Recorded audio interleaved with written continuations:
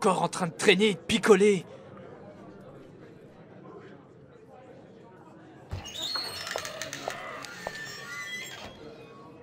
Alors, Polly, on est encore en train de se bourrer la gueule pour se donner du courage? Billy, non, mais... Non mais tu crois que ta chambre va se payer toute seule? Non, mais il fait froid, et je... Ça suffit, Polly! J'en ai plein le cul! Si tu veux récupérer ta piole, va vraiment falloir que tu bouges ta petite chatte et vite! Maintenant que t'es dehors, t'as intérêt à trouver le fric que tu me dois, autrement tu risques vraiment d'avoir de sérieux ennuis!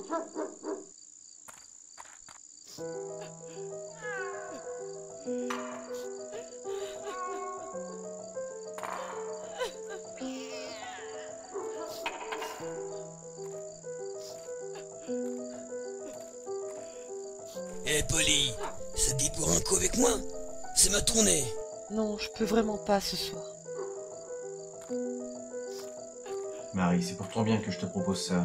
Tu sais, les rues sont de moins en moins sûres dans le quartier de Whitechapel. Tu sais, j'aime mieux rester libre que de devoir du fric à un mec qui est même pas capable de s'occuper de moi quand j'en ai besoin. Pas de problème, Marie, mais je t'aurais prévenu.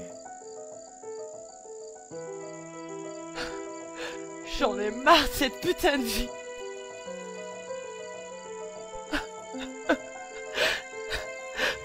Pourquoi j'ai droit qu'à cette vie de merde?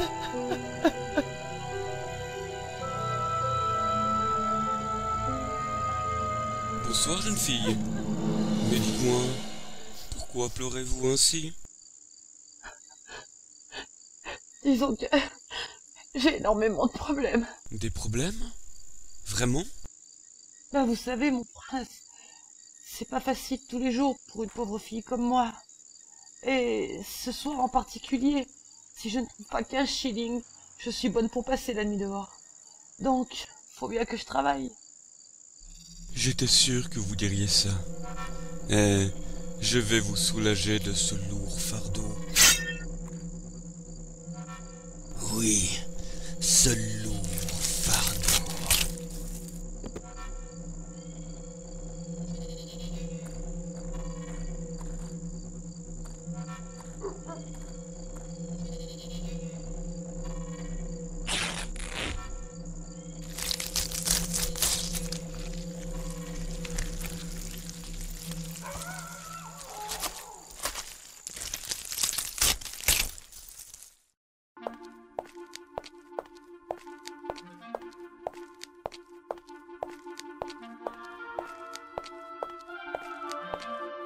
Vous n'avez pas honte, inspecteur? C'est vous, maman? Non, inspecteur. C'est votre conscience. Qu'est-ce qui se passe? Frédéric, Oui, je me lève. une femme a été trouvée il y a 20 minutes. Une femme? Mais on en trouve partout. J'aurais dû dire le cadavre d'une femme a été retrouvé. Alors vous allez décuver et venir immédiatement. Oh! Ma tête! C'est bon, j'arrive.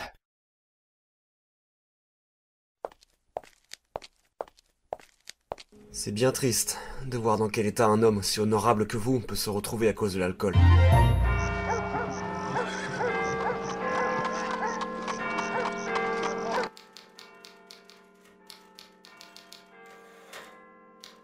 Je ne saurais dire si ce n'est que la pièce du fantôme de l'opéra nous captive dès le lever du rideau. Le jeu des acteurs, les décors, la musique, tout y est pour que l'on ne puisse l'oublier. Un grand moment de théâtre du début à la fin. Entrez! James, Que se passe-t-il? Brown veut te voir dans son bureau de toute urgence. Ah mais je n'arriverai jamais à finir cet article si on me dérange toutes les 10 minutes. Bon, qu'est-ce qu'il veut encore? Je ne sais pas. Il m'a seulement dit que tu ne devais pas traîner. Le vieux n'est jamais satisfait et il veut tout de suite. Mais il me convoque toutes les 10 minutes et je n'arriverai jamais à sortir mon article.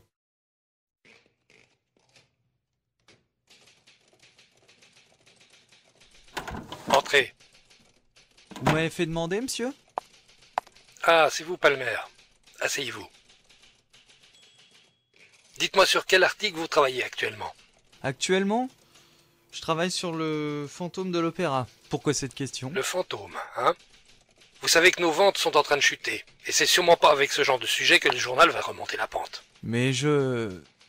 Taisez-vous, Palmer. Tout le monde se fout de savoir si cette pièce est bien ou pas. Les gens iront la voir pour se faire leur propre opinion. Vos articles se dégradent.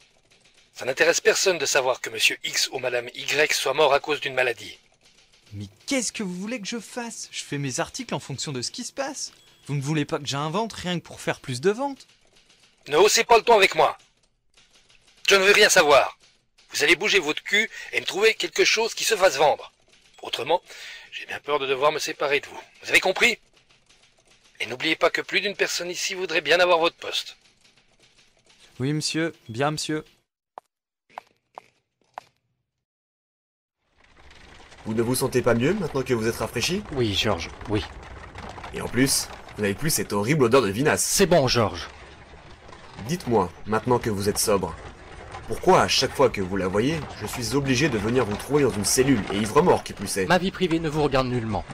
Et je suis sûr qu'on a sûrement des sujets bien plus importants que mes états d'ébriété. Comme le corps de cette femme, par exemple. Je m'inquiète pour vous, c'est tout. Mais vous avez raison.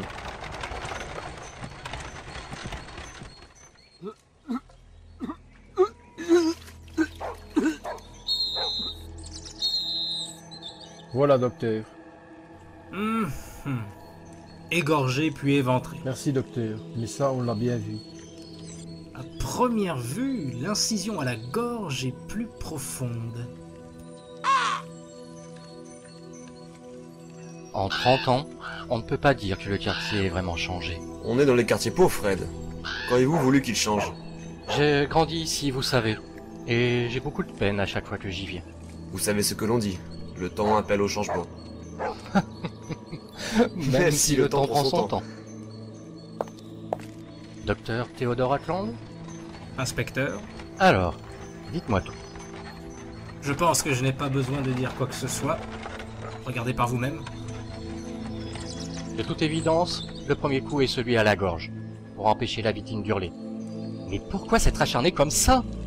La deuxième incision a été faite post-mortem. Venez me rejoindre à la morgue dans 3 ou 4 heures. J'aurai sûrement fini l'autopsie. Je veux que tout le quartier soit fermé. Je veux que personne n'entre et que personne ne sorte. C'est compris? Bien, sergent. Alors, il voulait quoi? Se plaindre, j'imagine. Bah, t'imagines très bien. Laisse tomber. Non mais qu'est-ce qu'il veut que je fasse de plus? Bah, tu sais très bien comment il est. Il a dû s'engueuler avec sa bourgeoise et il se soulage sur nous. Entrez! Monsieur Palmer, monsieur Tilly, monsieur Brown veut vous voir tout de suite dans son bureau. Et il a dit que vous ne deviez pas le faire attendre. J'ai trouvé votre prochain article, et je veux que vous vous y mettiez tout de suite. Figurez-vous que ce matin, dans les alentours de 5 heures, un cadavre a été retrouvé dans Buckrow. Et ce n'est pas tout, et ça c'est le scoop. Ils ont chargé l'inspecteur Frédéric Aberline de l'enquête. Aberline? Paraît que c'est une vraie peau de vache. Monsieur, si le corps a été retrouvé dans ces heures-là, je doute qu'il n'y ait quoi que ce soit à voir. Et je suis persuadé que les flics ont tout nettoyé. Vous me prenez pour qui, Palmer? Ça, je le sais bien. C'est pour ça qu'il faut que vous alliez à Scotland Yard pour interroger Aberline. Mais si ce travail ne vous convient pas, je suis convaincu que M. Steichler se fera une joie de s'en occuper. Ouais, sans problème, monsieur. Non, c'est bon. Alors bougez vos culs, allez voir Aberline.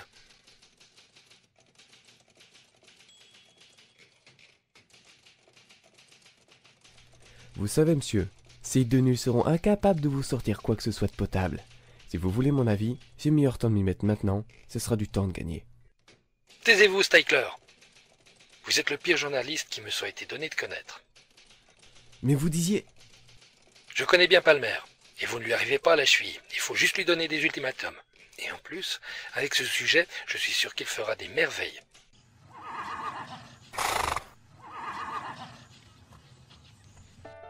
Bien. Avant toute chose, je tiens à vous signaler que l'assassin n'a pas tué cette femme de cette façon par hasard. Comment ça? Eh bien, comme on a pu le constater ce matin, la première entaille a été faite à la gorge. Oui. Attendez. Mais pour la deuxième, l'assassin y est allé avec une grande délicatesse. Je ne vous apprends rien en vous disant que la peau humaine se compose de 3 couches, et que... S'il vous plaît, docteur, nous ne sommes pas là pour suivre un cours d'anatomie. Bien. Alors, comme j'ai pu le constater, l'assassin, disais-je, a pris grand soin de ne pas toucher les organes internes. Vous voyez, là, et là, c'est flagrant. Les intestins sont intacts. Il n'y a aucune marque.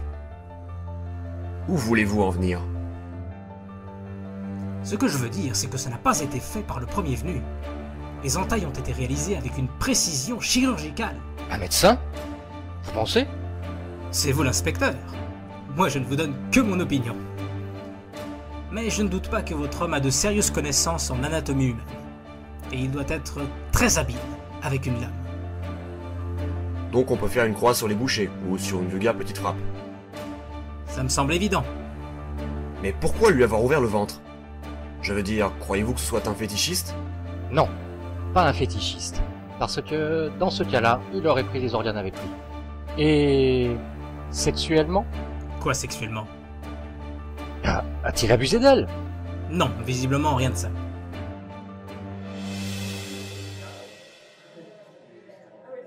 J'ai appris pour Polly. C'est bien triste. Ouais, je suis bien dans la merde maintenant.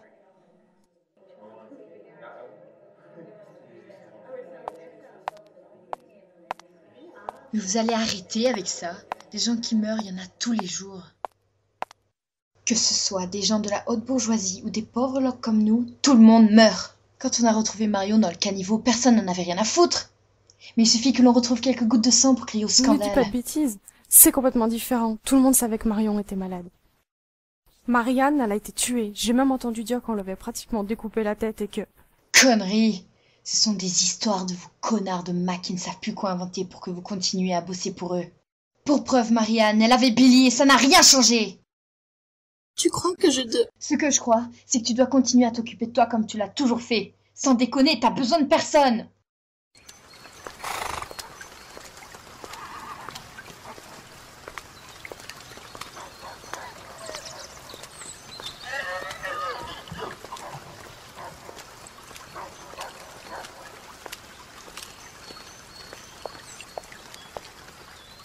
Excusez-moi, messieurs. Ouais, c'est à quel sujet? James Palmer du Star. Je voudrais voir l'inspecteur Aberline. Il est absent.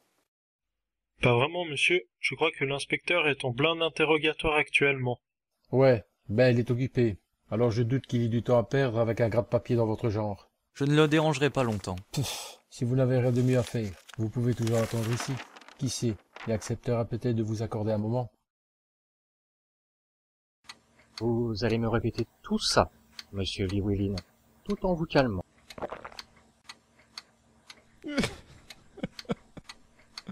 Je vous ai tout dit.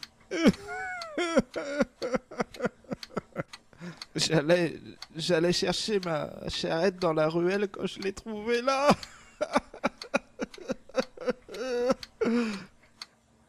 Monsieur Llewellyn, pourquoi avoir mis votre charrette à cet endroit? Vous n'aviez pas meilleur temps de la laisser près de chez vous? Oui, monsieur Llewellyn. Est-ce que ça n'aurait pas été plus simple pour vous? Parce que, aux dernières nouvelles, votre charrette serait encore sur les lieux du crime. Oui, c'est vrai, mais quand j'ai vu la fille avec tout ce sang... je suis tout de suite venu prévenir la police. Très bien. Vous pouvez rentrer chez vous. Mais, si quoi que ce soit vous revient, vous avez l'ordre de venir m'en informer personnellement. Est-ce clair? J'espère qu'il va bien vouloir me recevoir. Il paraît qu'il est vraiment pas commode. De toute façon, j'ai pas grand chose à perdre si ce n'est mon travail. Monsieur Palmer, l'inspecteur va vous recevoir dans quelques minutes. Ne rien dire à personne. Et revenir ici si je me souviens de quoi que ce soit. Mais comment oublier ce sang? Tout ce sang! Alors, George, qu'est-ce que vous en pensez? Croyez-vous que ce cher monsieur Llewellyn nous cache quelque chose? Ou alors, il serait un tueur sans scrupules, mais qui serait très doué pour nous avoir joué cette scène tragique. Disons que je doute que ce soit une personne douée de talent, si ce n'est qu'il est arrivé à me casser les oreilles avec ses pleurnicheries.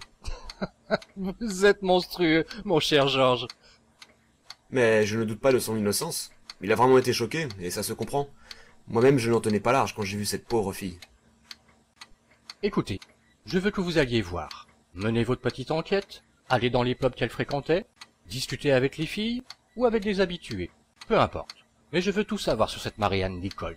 Je veux tout savoir. Et en passant, je vous ramène une petite chope peut-être? Juste des informations. Merci Georges, mais j'ai ce qu'il me faut. Bon, je vais déjà voir si elle avait un Mac. Parce que si elle en avait un, il doit pouvoir m'apprendre des choses à son sujet.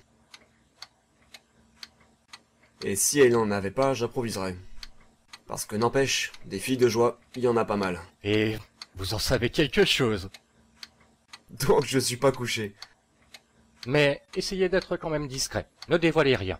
Il ne faut pas que ce soit la paranoïa dans les rues. Interrogation et discrétion. Très bien. Bonsoir, mesdemoiselles. Je ne voudrais absolument pas vous déranger, mais pourrais-je vous poser quelques questions sur Marianne Nichols? Mon mignon, tu veux pas que l'on aille dans un endroit un peu plus intime?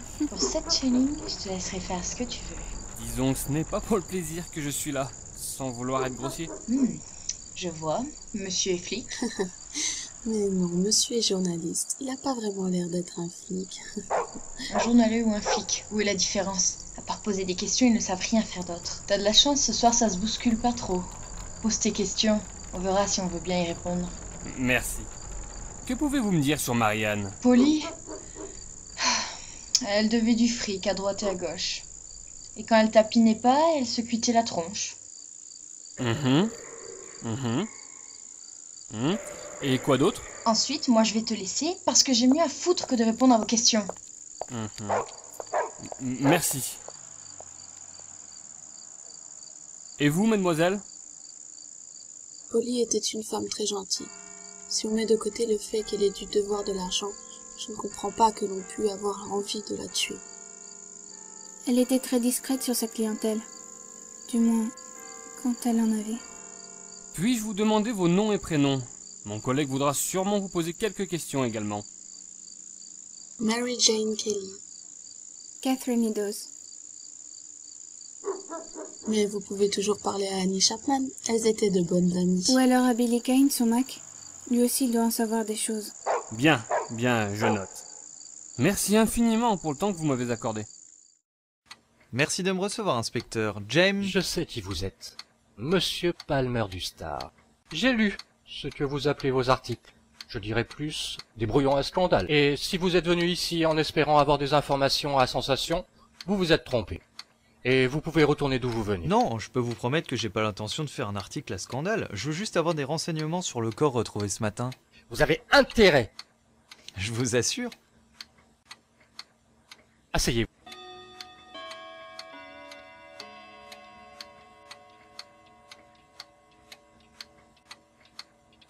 Avant de commencer, je tiens à vous prévenir tout de suite. Si je vois quoi que ce soit dans votre soi-disant article qui puisse me contrarier, je viendrai personnellement dans votre bureau. Et là, ça ira très mal pour vous. Me suis-je bien fait comprendre? Aberline m'expliqua tout sur la découverte du corps. Les 2 plaies à la gorge et au ventre. Les détails étaient très choquants, si bien que j'imaginais bien cette jeune fille baignant dans son sang les tripes à l'air. C'est bien que j'ai eu un petit malaise en écoutant son récit. Il me dit également qu'il n'avait pas envie que l'on crée une révolte paranoïaque dans les rues de Whitechapel. Je devais en dire le minimum sur cette affaire, chose que je fis.